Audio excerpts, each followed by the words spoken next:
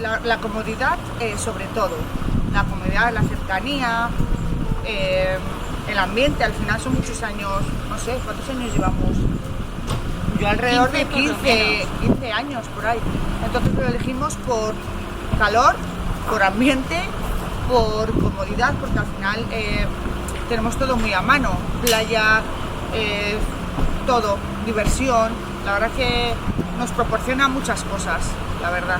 Sí, es fundamental el ambiente al aire libre, te da mucha tranquilidad, está todo muy bien protegido y estás tranquila.